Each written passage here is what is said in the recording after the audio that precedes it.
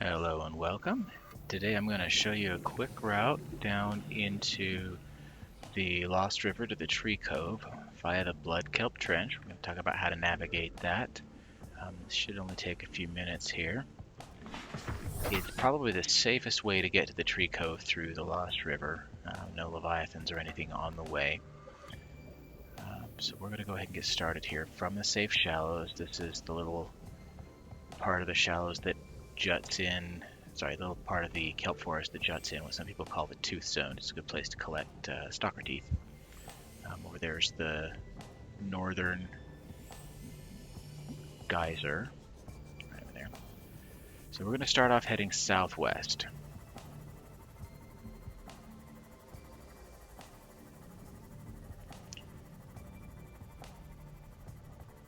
If you've never noticed this before, I'm going to show you kind of a neat trick.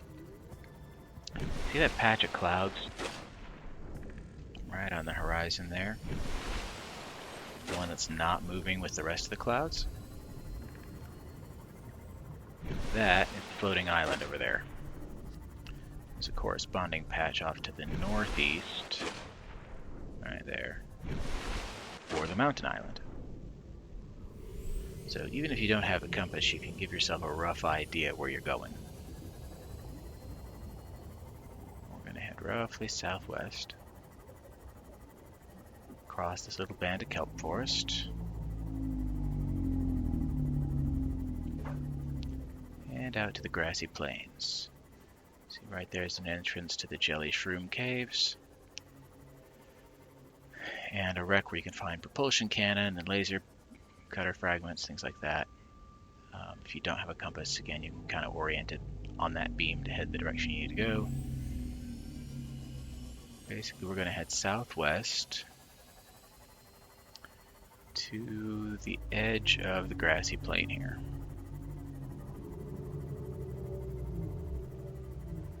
And then we're going to follow it around,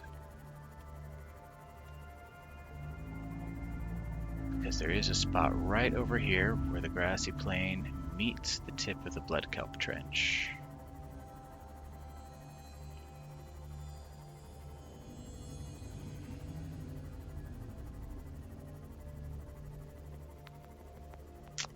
And there it is, right there. Now if you already have a beacon in place like I do, you can kind of cut across this little stretch due west, because the trench makes a little dogleg here. But if you're finding it for the first time, this is the route you want to go. You don't have to descend just yet. You're going to follow this around till it branches off to the right, which will be more or less west-northwest. There are plenty of good resources down here in the Blood Kelp Trench. You know, quartz, which you can get anywhere, but there's also rubies, blood oil, some uraninite. There we go. Warpers are about the worst thing here until you get a little bit deeper. There's some ampeels further down, but they're not a big deal unless you get too close. I'm going to stop descending for a second because there it is. There's a wreck right about 350 meters here that you might want to be aware of. You can often find parts there, especially like prawn suit arms. There's a drill arm chunk, that kind of thing. And if you happen to hit this before you go under it, you can just go straight down from here.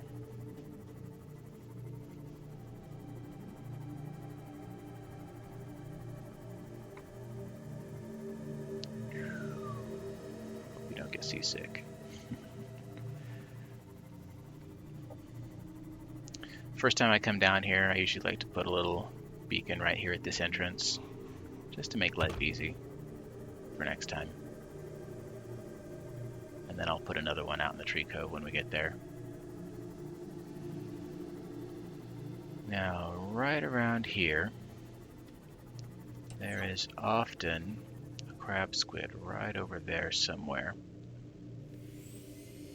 It's usually not too big of a bother if you just keep moving. can get under here with the sea moth. It's a little dicey trying to do it with the cyclops. Makes me just a touch nervous that I don't know exactly where he is right now. Anyway, I'm just going to keep heading down here. Straight ahead, more or less, kind of north, northeast. Once you pass this first set of bones here, you're just going to keep that cave wall on your left. Continue around and down. There's not a lot else to worry about. There are some resources down in those brine pools, but they are quite toxic. So you don't want to go in there without a prawn suit.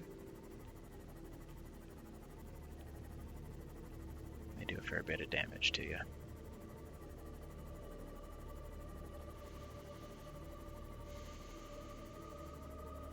I think I say in one of my other videos that there's a lot of surface resources you can't find down here, but really there's only a few. You can find shale nodules, sandstone, limestone, rubies. So most of the things you need for whatever you want to build down here. Even table coral. The couple of things you can't really get down here are regular old acid mushrooms, like from up on the surface, and salt and creepvine. So if you need rubber or anything like that, you want to bring that with you. Now, you see my depth here at 864. This is about as deep as you can get with a sea moth, even with a Mark III depth module. So you want to kind of watch it as you come in here. Once you get here, you can go ahead and build a base, collect some nickel to upgrade your Cyclops, and you're good to go. That's pretty much it. Thanks for watching.